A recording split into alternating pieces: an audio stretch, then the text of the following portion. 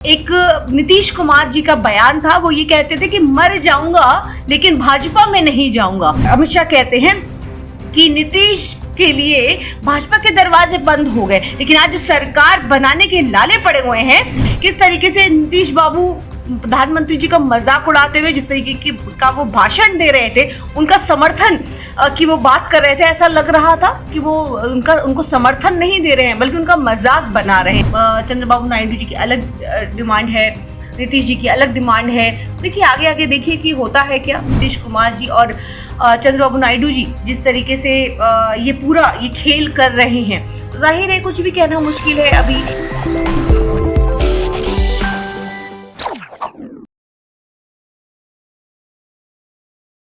देखिए सरकार चाहे किसी की भी बने, देखिए हम कुर्सी हथियाने के लिए, सत्ता हथियाने के लिए हमने ये लड़ाई नहीं लड़ी। जाहिर है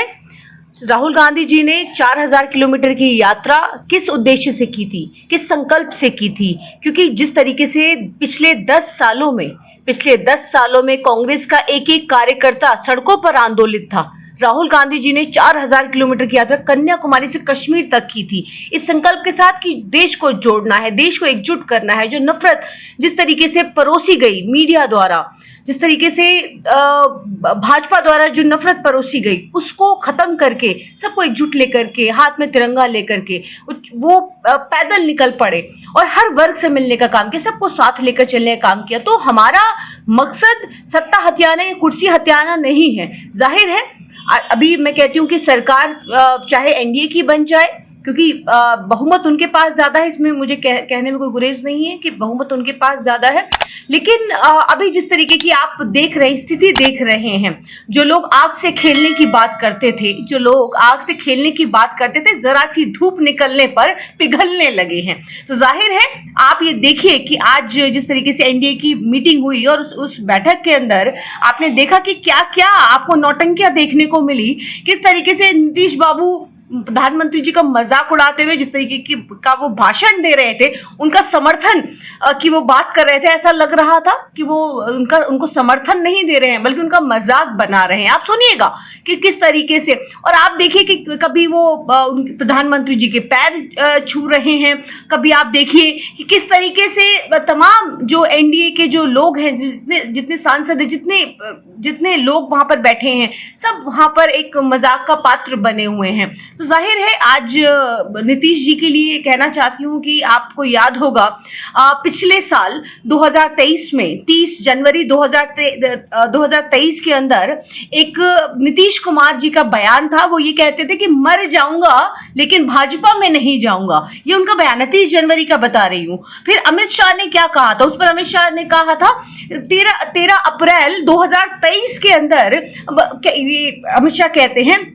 कि नीतीश के लिए भाजपा के दरवाजे बंद हो गए, लेकिन आज सरकार बनाने के लाले पड़े हुए हैं। तो देखिए किस तरीके से उनको समझा बुझा करके उनको लाया जा रहा है, उनको किस तरीके से उनको और चंद्रबाबू नायडू के साथ जो जिस तरीके से आज ये डालम डोल चल रही है। तो मैं तो कहती हूँ कि नीतीश जी को अपनी कोई गारंटी नहीं है, और मोदी जी उनके साथ सरकार बनाने की आप सोच रख रहे हैं। तो जाहिर है अभी तो ये खेल चल रहा है, और आप आगे देखिए अगले 5 साल ये किस तरीके की नौटंकी, जो मुजरा करने की बात मोदी जी कर रहे थे, तो आप देखिएगा कि ये मुजरा जो है ये आपको देखने को मिलेगा। मुजरा, कव्वाली, आप मुशायरा, आपको सब कुछ का तड़का आपको इस सरकार के अंदर मिलेगा। अब पता चलेगा मोदी जी की अलायंस की सरकार किस तरीके से चलती है। देखिए जिस तरीके से एनडीए की कितने नेता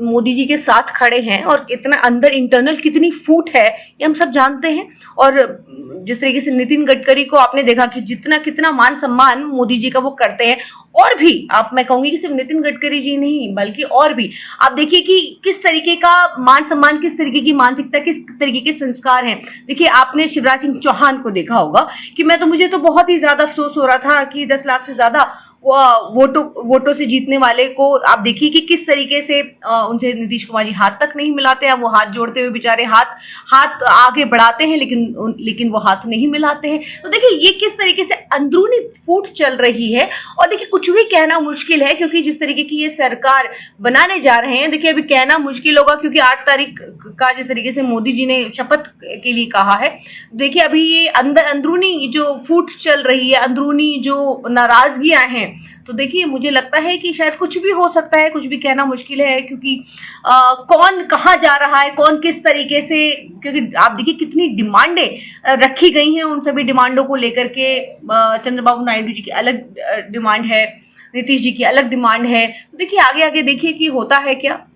मैम ये जो खेमे में नाराजगियां चल रही है, तो क्या लगता है आपको ये कब तक लोग मान जाएंगे? देखिए ये कहना मुश्किल है कि जो नाराजगियां हैं या जो भी मतलब अंदरूनी फूट है, क्योंकि जाहिर है अंदरूनी फूट, क्योंकि 10 साल हो गए और 10 सालों में लोग भी ऊब चुके हैं, जनता तो ऊब ही गई है। आपने देखा कि 10 सालों के अंदर मोदी जी को कितना वोट परसेंट मिला है, और इसके बाद अब आप देखिए कि किस तरीके से ग्राफ मोदी जी का जो विश्व गुरु बने हुए थे, जिनका डंका भी बज रहा था, आज देखिए कि आज न्यूज़पेपर की सुर्खियां उठा करके देखिए तो आपको मालूम चलेगा कि आज क्या हालात है। तो नाराजगियां और इन सब चीज़ों के बारे में कहना कि कब खत्म हो जाएगा, कैसे खत्म होगा, किस तरीके से जो मोदी जी और अमित शाह को लेकर के जो किस तरीके की जो चाणक्य, अमित शाह जिनको चाणक्य बताया जाता है, कि वो कौन सा ऐसा जो मंत्र फूकेंगे, और ये सारे जितने जो प्यादे हैं, मुझे लगता है कि आप देखिए कि, और इस पर मुझे लगता है कि हम लोग पैनी नजर बनाए हुए हैं, खास करके क्योंकि आज जिस तरीके से हम देख रहे हैं कि नीतीश कुमार जी और चंद्रबाबू नायडू जी जिस तरीके से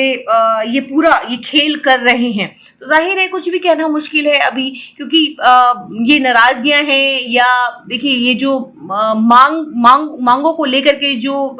ये बार्गेनिंग चल रही है, तो ये बार्गेनिंग कहाँ जाकर के रुकती है, किस तरीके की बार्गेनिंग अभी हो रही है, तो देखिए कहना मुश्किल है अभी फिलहाल, क्योंकि कुछ भी हो सकता है, कि कुछ भी तख्ता पलट हो सकता है, कुछ नहीं कहा जा सकता। सरकार बनेगी भी या नहीं बनेगी, इस पर भी संदेह है। तो जाहिर है आज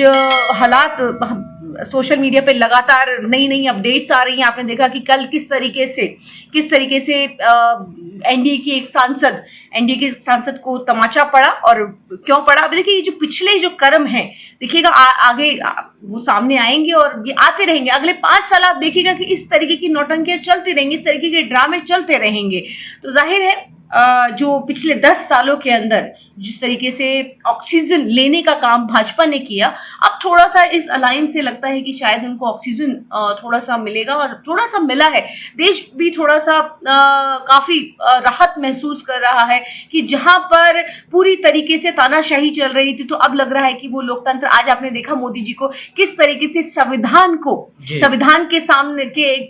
सामने नतमस्तक थे, और जो कि संविधान को बदलने की बात, उनके मंत्री संविधान को बदलने की बात करते थे, और आज प्रधानमंत्री जी को समझ में आया। और मैं बहुत खुश हूं, मैं बहुत प्राउड फील करती हूं कि मेरे नेता राहुल गांधी जी ने उनको भी सबक सिखा दिया और उनको भी पाठ पढ़ाया संविधान का, जो संविधान को बदलने की बात करते थे। आज मैं कहती हूँ वाकई, आज अगर बाबा साहब अगर जिंदा होते तो शायद वो इसको देख पाते कि आज जो लोग संविधान को, देश की आत्मा को खत्म करने की बात करते थे, जो ये कहते थे कि आप हमें बहुमत दीजिए और हम संविधान को बदल देंगे, तो आज देखिए आज वो किस तरीके से, ये संविधान की खूबसूरती है। संविधान हमें जो अधिकार, हमें जो राइट्स देता है, तो आज उस राइट्स का नाजायज फायदा उठा करके, जिस तरीके से पिछले दिनों हमने देखा 147 सांसदों को निलंबित करके किस तरीके से कई कानून जो है वो पास कराए गए। तो देखिए ये जाहिर है संविधान ने हमें जो अधिकार दिए हैं, उन अधिकारों को लेकर के आज देश की जनता जो राहत महसूस करती है। आज हम संविधान को बचाने की लड़ाई को लेकर के कांग्रेस का हर एक कार्यकर्ता आंदोलित रहा। आपको पिछले दिनों याद होगा किस तरीके से तानाशाही करके कांग्रेस के खाते सीज कर दिए गए, किस तरीके से निर्वाचित मुख्यमंत्रियों को जेलों के अंदर ठूस दिया गया, और ये आगे आने वाले वक्त में, क्योंकि जिस तरीके के आप देखिए इनके भाषण, देखिए कि जिस तरीके के इनके भाषण थे और उन सभी भाषणों के अंदर जिस तरीके का अहंकार मोदी जी का झलकता था, जिस तरीके का की अहंकारी वो बातें करते थे, उनको लगता था कि वो कभी कुर्सी से नहीं हटने वाले। वो एक अलग बात है कि एनडीए का बहुमत आया और वो सरकार बनाने जा रहे हैं, लेकिन ये हैंडीकैप सरकार है, कितने दिन चला पाएंगे, किस तरीके से चला पाएंगे, कहना मुश्किल है।